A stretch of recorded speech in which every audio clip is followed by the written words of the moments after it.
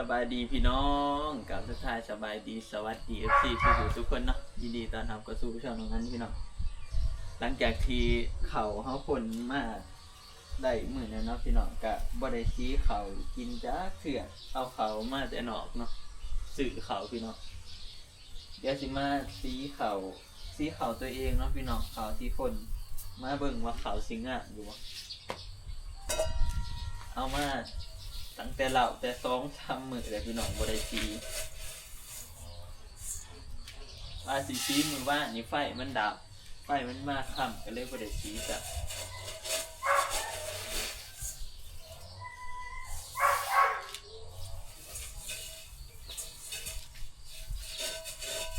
มาซีเบิ่งว่าสอบหนึ่งมันสิได้หลายบ่พี่น้อง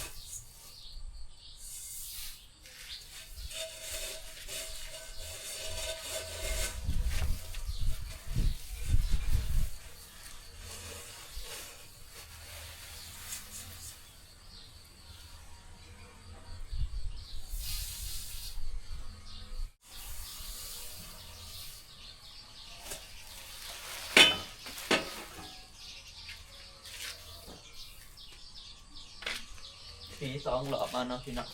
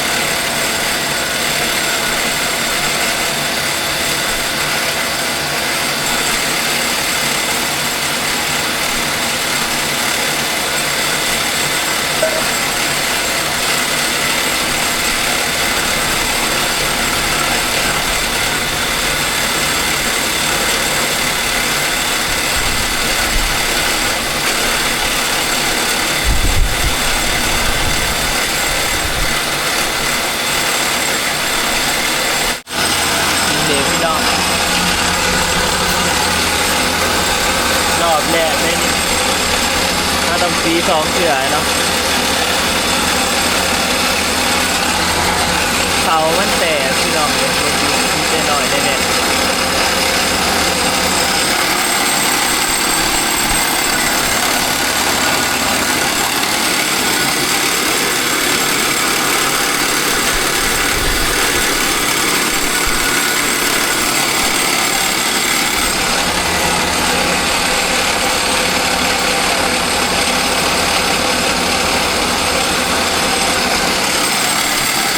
เดี๋ยวซีเขาก็พี่น้องอันนี้ก็กระสอบห้ามเนาะห้ามมันจะออกมาใจหนีพี่น้องออกมาจากท่อซีเขาก็พี่น้อง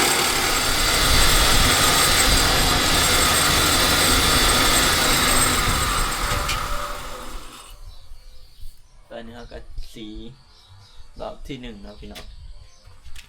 เดี๋ยวชิมาซีอีกรอบที่2นี่ตักเอาซะ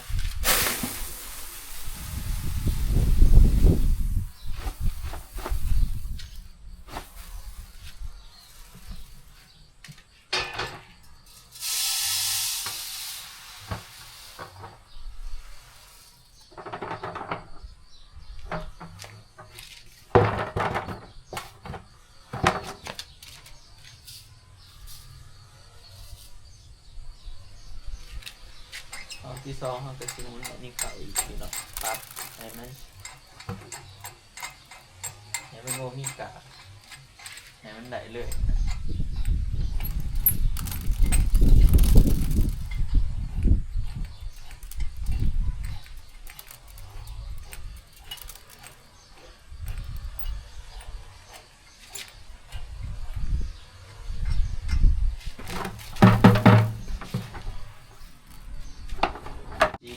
ที่สองมัน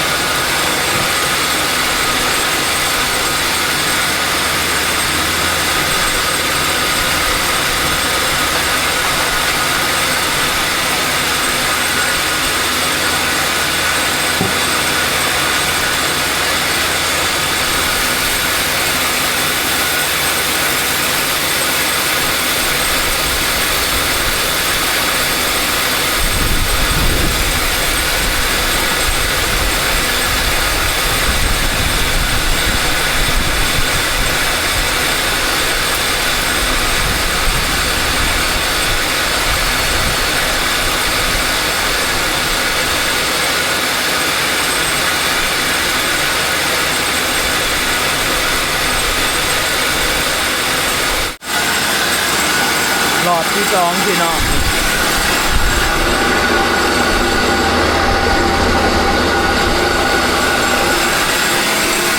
รู้สึกว่าเขามันเม็ดมันแตกเนาะพี่น้องเม็ดมันไม่อยากงามปานใดมันอยากเม็ดแตก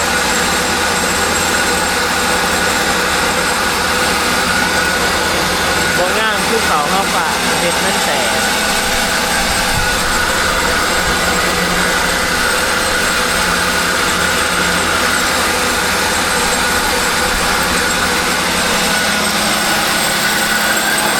ขอบหนึ่งพี่น้อง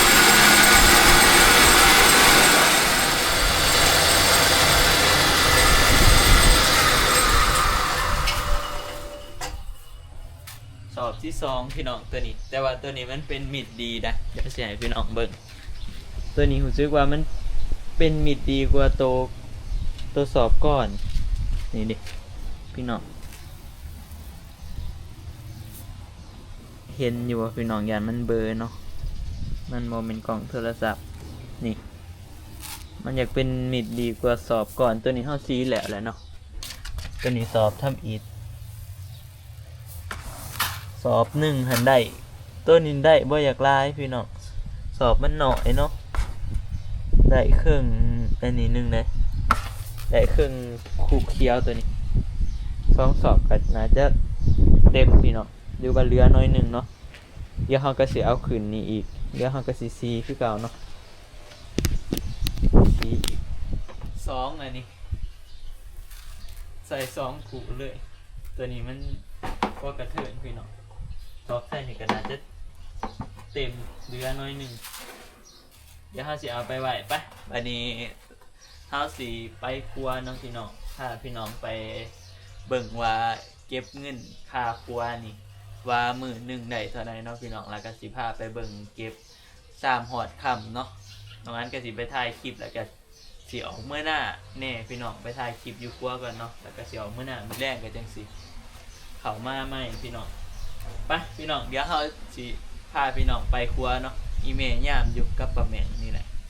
จูหนึ่งมี3 คนเนาะพี่น้องแล้วก็ไปถ่ายเบิ่งว่าไผย่ามแน่นะครับได้เงินเท่าใดเลยเนาะพี่น้องเพราะว่าย่ามแต่ว่านี่พุ่นเด็กมาร่วมกันกับเงินมื้อนี้พี่น้องตอนนี้เขาก็ยังมาครัวเลยเนาะเดี๋ยวสิพาพี่น้องมาเบิ่งว่าอันอยู่ครัวนี่บรรยากาศเป็นยังไงพี่น้องแล้วก็ยามครัวมื้อนี้เป็นจังได๋เนาะ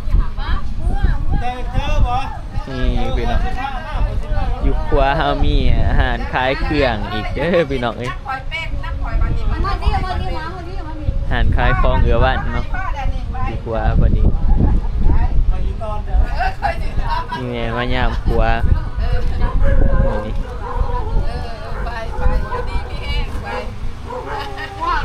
บายดีไหม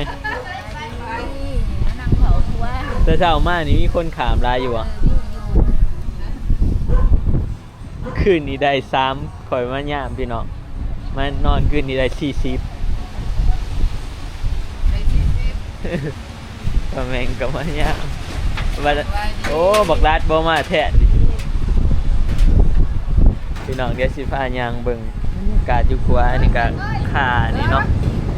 ค่าบริการค่าครัวพี่น้องคนย่าง5,000กีบรถจักร10,000เนาะแล้วก็ซาเล้งหัน15,000หรือว่า3ล้อ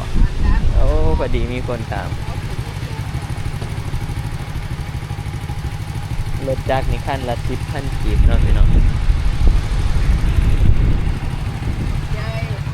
เดี๋ยวสิมาเบิ่งมื้อนี้ว่าได้เงินเท่าใดไปพี่น้องเดี๋ยวสิพาย่างเบิ่งบรรยากาศเนาะอยู่ลุ่มตัวมื้อนี้ลมเฮ้คือแต่ละมื้อหั่นแหละพี่น้องทุกมื้อก็ลมเนาะอยู่บ้านยามนี่อยู่ไสก็คือสิลมพี่น้องเพราะว่าหน้าแล้งเนาะนี่พี่น้องหลังจากที่ครัวแล้วก็เลยบ่ได้มาถ่ายบรรยากาศให้พี่น้องเบิ่งจักเทื่ออยู่สภาพเนาะยังแน่นดีคือเก่าอยู่ว่าเด้พี่น้องเอ้ยก็บ่ค่อยได้มาย่างเนาะช่วงมื้อนึงนี่บ่ได้ค่อยได้ข้ามพี่น้องนี่บรรยากาศมื้อนี้คือสิมีคนเที่ยวดีอยู่ดอกพี่น้อง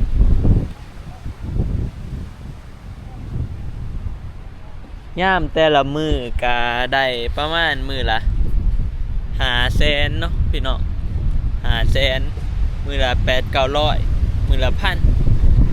600,000คันคนเที่ยวดีแน่ก็ได้เนาะมื้อละ1,000แต่บางมื้อก็บ่ฮอดพี่น้องบางมื้อก็4-500,000แล้วแต่ดวงเนาะคันมายามแหละเกี่ยวถึกเกี่ยวไผแหละดวงดีก็คนเที่ยวหลายก็ได้เงินดีไปเนาะพี่น้องเพราะว่าบ่ได้ร่วมกันบ่ได้เก็บร่วมกันเบิดหั่นนะร่วมกัน3คนอยู่ต่อไปก็3คนเพิ่นก็ร่วมกันแต่3คนเนาะพี่น้อง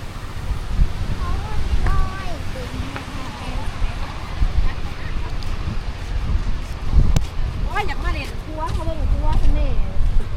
ก็สิมาว่า อารัตถ่ายให้ได้เบิ่งฝันนึงถ่ายดีร่วม2มื้อได้เท่าไหร่นะ 700,000ถึงบ่8บ่มี สิบ่นับหรอกกะเอามื้อแรกจังสิมานับบ่ได้เอาเมื่อเลยเนาะคืนนี้เนาะนี่เงินพี่น้องเอาได้มื้อเช้านี้ตอนข่อยย่ามก็จักมีรถตัวบักลาดเปิดให้จักเข้าใจเลยหรือบ่ตอนไปแบบจะโบจักว่าซะบ่แล้วตอนนั้นบ่ได้อยู่เขาบ่ได้อยู่ตอนเขาไปเขากลับมาเขามาเลยบ้านน้องเฮดใช้สิจักคนหาเข้าหายบ้านน้องเฮดเข้าหายซะฮะเธอเข้าหายแล้วกันว่าเขาไปตอนเสาร์เขาจ่ายน้ำโรงพยาบาลบ่จ๊ะแต่เสาร์มานี่ก็คือสิได้ประมาณ50นี่แหละพี่น้องได้ประมาณ4-50แสนไปแล้วบ่โอ้นี่กับสิเบสเนาะสิเบสนะก็ได้แสนไปบัดเที่ยวเขาคือมันยามได้ดีแถวว่าเนาะพี่น้องเอ้ยเที่ยวเขาคือบ่ได้ยังน้อยได้มื้อละ600,000พอดีอยู่มื้อละ1,000ไอ้บ่เท่าไหร่มื้อละ700,000 800,000มื้อนี้คือสิมีคนเที่ยวดี ได้500,000ไป500,000 70,000วันนี้500,000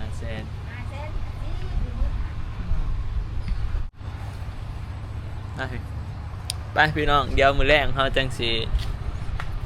มาตอนแรกๆเนาะเฮาก็จะสิมาใหม่ตอนนี้ก็สิเมื่อหน้าก็ลืมพาเบอร์แบงค์ไว้อยู่กับตาโหลดนี่เด้มื้อเช้านี้แหละไปพี่น้อง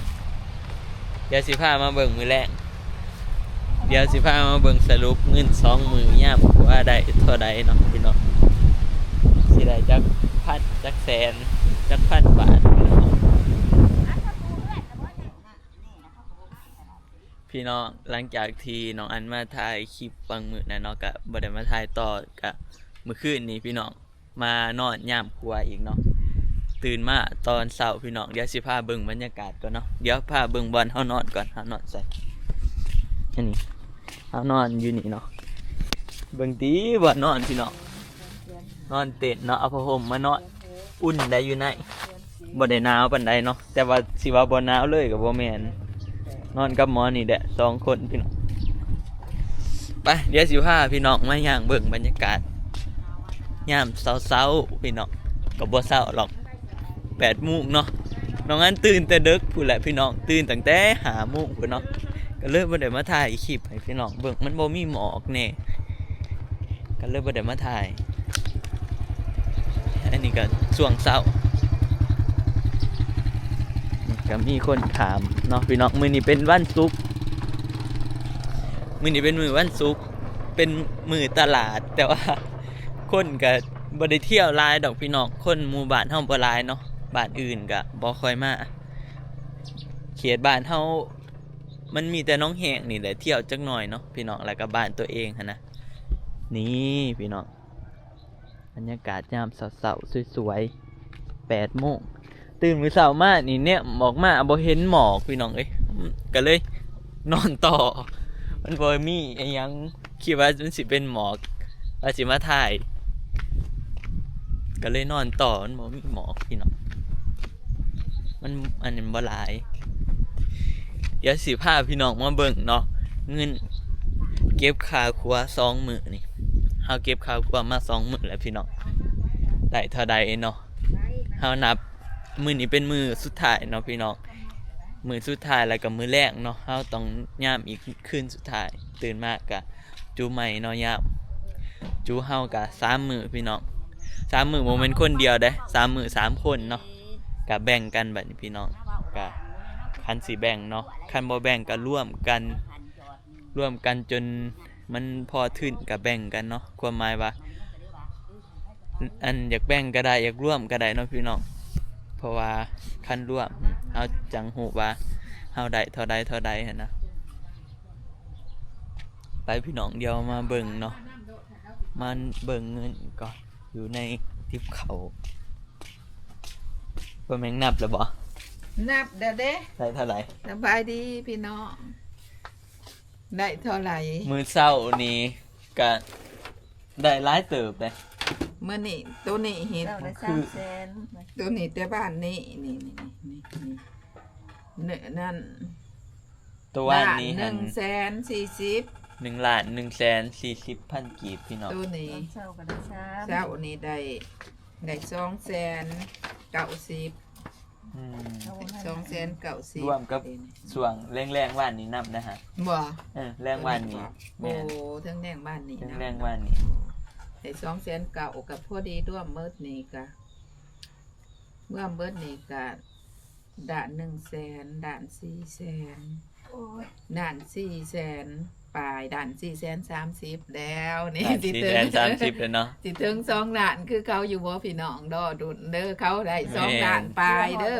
เขาได้2ล้านปลายหัว พวก เที่ยวจะได้เท่าใดซะแต่ 200,000บ่ 2 ล้าน20,000 2 2ล้าน ผู้ละ700,000เช้า ผู้ละ700,000 เออ